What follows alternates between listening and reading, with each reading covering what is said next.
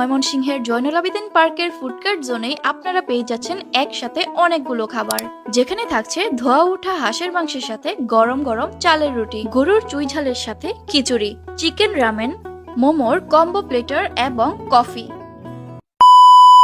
আচ্ছা, হাঁসের মাংস কার কার পছন্দ বলো তো? আজকে হাঁসের মাংস খেতে চলে এসেছি হাঁস ভোজনে। আর এই হাঁস ভোজনের লোকেশন হচ্ছে ব্যাটবল চত্বর থেকে একটু সামনে সার্কিট হাউস মাঠের রাস্তার কাছেই।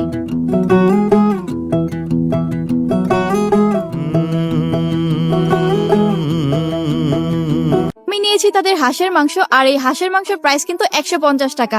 আর এই মাংসে কিন্তু টোটাল 4 পিস মাংস থাকবে, যেখানে 3 পিসই থাকবে সলিড পিস এবং 1 পিস থাকবে হাড়ের অংশ, সাথে 2টা আস্ত রসুন। আর এই চালের রুটিগুলোর প্রাইস ছিল প্রতি পিস মাত্র 10 টাকা করে।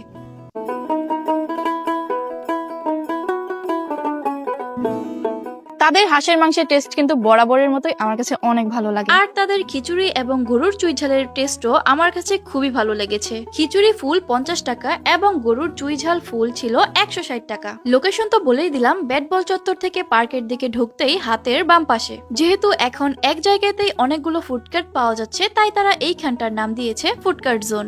এখানেরই রামেন শপ থেকে আমি নিয়েছিলাম চিকেন রামেন, যেটার প্রাইস ছিল 200 টাকা, যেখানে ছিল মাশরুম, চিকেন এবং ডিম। যারা স্পাইসি লাভার আছো এবং রামেন কখনো ট্রাই করোনি, তারা কিন্তু এখান থেকে নিতে পারো।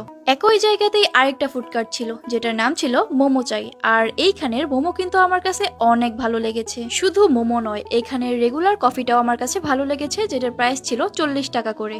আর তাদের মোমোর কম্বো প্লেটারে ছিল 2 পিস করে 4 ধরনের মোমো, যেটার প্রাইস ছিল 215 টাকা। মোমো তো অনেক জায়গা থেকেই খাওয়া হয়েছে, তবে এইখানের মোমোর ভেতরের পুরে মাংসের পরিমাণ বেশি ছিল।